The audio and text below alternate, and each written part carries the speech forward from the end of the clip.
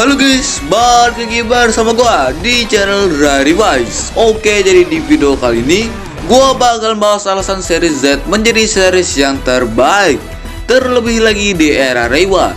Kalau kemarin kan ya yang gak banyak fansnya lah ya kasarnya. Kalau yang ini yang banyak fansnya guys. Ini juga gak menutup kemungkinan kalau Ultraman Z ini banyak banget fansnya di seluruh penjuru dunia sampai universe lain. Karena dari segi cerita, pembawaan karakter dan lain-lain itu bisa dibilang bagus-bagus banget. Apakah Decker juga bakal gitu? Kita lihat aja nanti. Oke, jadi tanpa teka-teki, langsung aja simak videonya.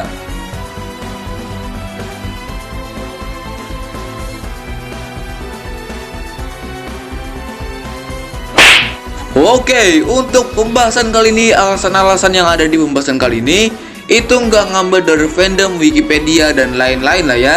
Intinya semua alasannya ini murni dari gua pribadi. Jadi ya bisa tuh ya kalau kalian mau tambahin di kolom komentar ya.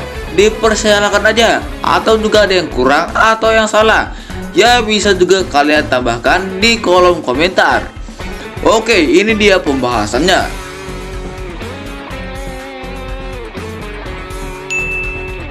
Oke, yang pertama, cerita. Oke, kalau ini pastinya sangat berpengaruh dengan series ini, karena cerita ini yang paling diperhatikan para penonton. Apa baguskah, biasa aja kah, atau malah jelek? Ya, series Ultraman ya yang paling diharapkan juga kan ya ceritanya bagus. Siapa sih yang gak mau series Ultraman ceritanya gak bagus?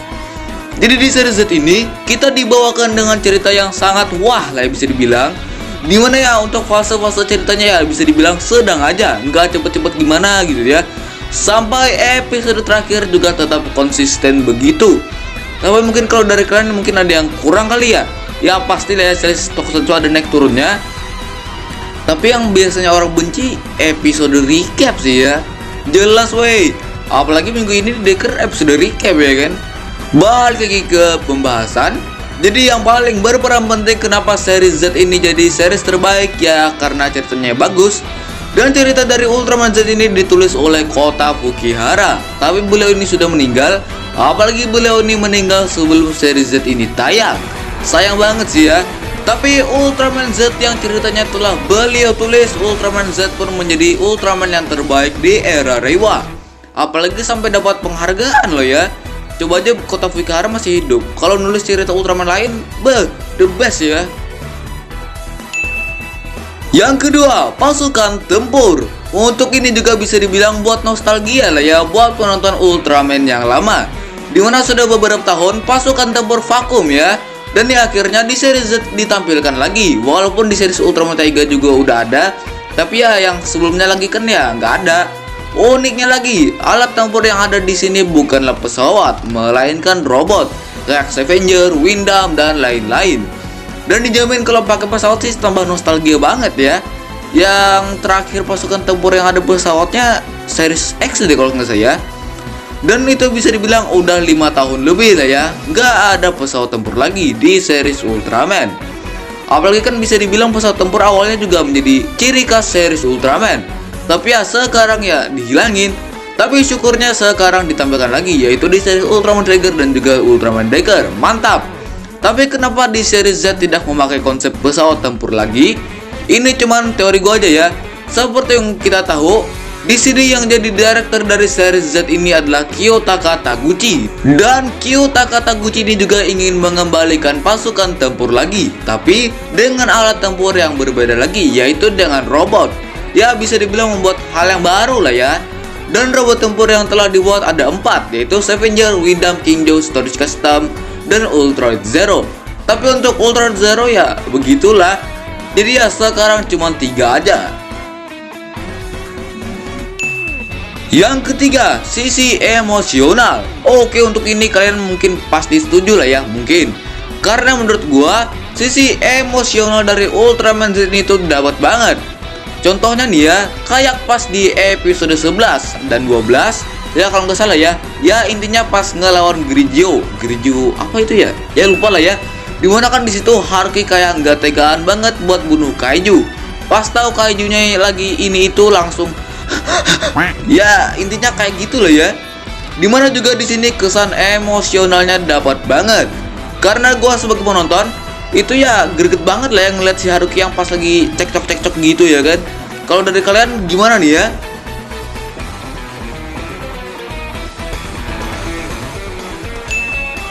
Yang keempat, MC yang berpengalaman.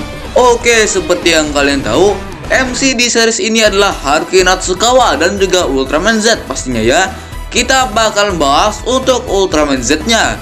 Untuk Ultraman Z ini bisa dibilang adalah Ultraman yang berpengalaman banget lah ya bisa dibilang. Karena di awal sebelum dia ke bumi dan bertemu dengan Haruki, dia ini adalah Ultraman yang ceroboh banget lah ya bisa dibilang. Bisa kalian lihat cerobohnya si Z pas belum ke bumi, itu ada di UGF TAC. Yang dimana dia akan juga ikut bertarung lawan para Zeton. Dia bertarungnya aja ya membagongkan guys. Ya intinya kayak mau bisa terus gitu lah ya. Tapi setelah bertemu dengan Haruki di bumi, sifat dari Z ini pun sedikit demi sedikit berubah lah ya. Dimana terlihat sekarang kalau Z itu cara bertarungnya nggak ceroboh-ceroboh amat. Ya intinya kayak Ultra yang udah matang lah ya. Tapi tetap aja Zero masih bilang dia itu sepertiga. Dan untuk Haruki ini bisa dibilang ya udah berpengalaman duluan lah ya. Karena dia juga udah jago karate plus menjadi pilot utama buat pasukan storage. Tapi nggak utama banget sih ya. Biasanya sih Yoko sih ya. Ya bisa dibilang Haruki cadangan. Haruki juga kayak best match-nya si Z ya kan. Karena from Alpha Edge kan bela diri gitu. Dan Haruki yang juga bisa karate. Karate kan juga bisa dibilang bela diri. Jadi ya best tomachi ya kan. Maka dari itu juga si Z ini lebih sering menggunakan form Alpha Edge dibandingkan yang lain. Ya karena ini.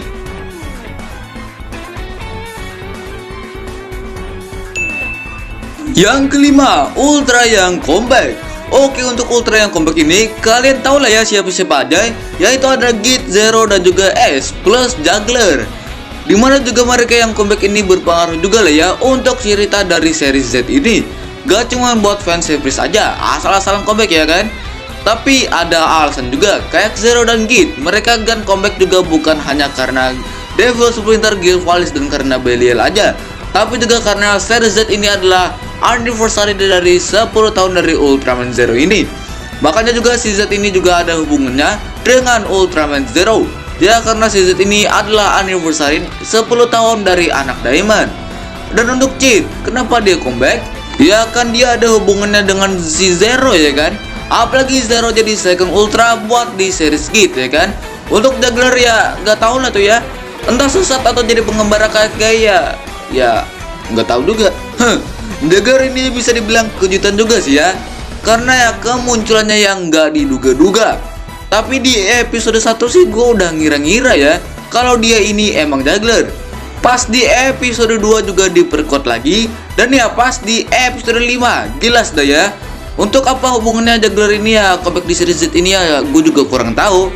Tapi kalau dari gue sih mungkin ya karena series Z hampir kayak Orb juga. Kayak ngambil tema fusion dan lain-lain. Itu teori gue aja. Kalau dari kalian gimana? Dan untuk Ace, dia juga comeback di sini berperan lumayan penting. Karena Ultraman Ace ini adalah ayah angkat dari Ultraman Z ini. Dan yang memberikan nama Z adalah Ace itu sendiri. Jadi ya Ace comeback di episode 19 Ultraman Z bukan karena ada Chojo balik lagi. Tapi buat ngasih tahu kita tentang hal ini. Dan untuk semua yang comeback di series Z ini gue ya no comment ya. No debat lah ya. Bagus-bagus aja sih buat cerita Ultraman Z ini.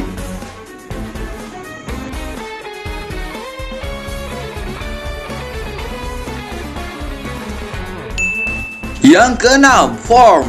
Seperti yang kalian tahu, series Ultraman itu di awal-awal di episodenya pasti juga kita disuguhkan dengan 3 form utamanya. Ya kayak tipe yang seimbang kekuatan dan kecepatan. Ya itu bisa dibilang juga menjadi ciri khas dari Ultraman.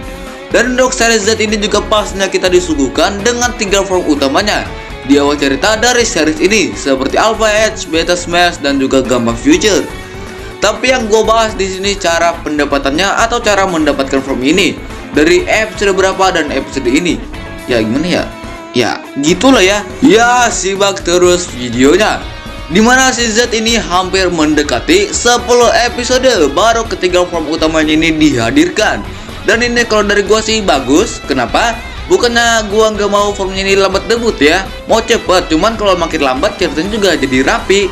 Coba kayak Trigger yang 3 episode langsung gaskan 3 form, itu jelas ceritanya ambruk ya kan.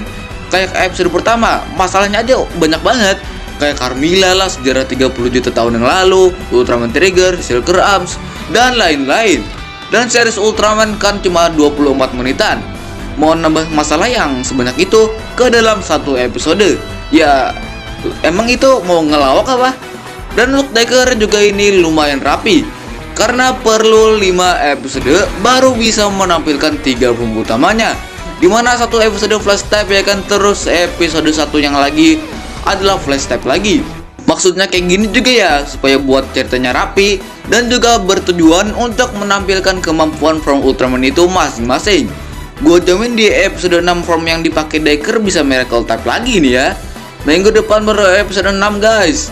Dan ya untuk Z tadi, ya seperti yang gue bilang tadi, 8 episode baru 3 form utama terkumpul. Ya walaupun lambat debutnya tapi ya bagus. Lebih lambat lebih bagus. Sebenarnya mungkin karena ada hal lain juga buat ditunjukin. Kayak episode 4 debut Windam plus buat nunjukin kemampuan Beta Smash lebih lagi lah ya. Episode 5 debut Juggler dan juga Z Lancer. Dan episode 6 dan 7 itu kan episode crossover. Jadi ya kalau Game of Future dibuat harus debut di salah satu episode tersebut kayak episode 4 atau 5, ya jelas kan ceritanya bisa satu-satu ya kan. Makanya lambat, tapi ada bagusnya guys.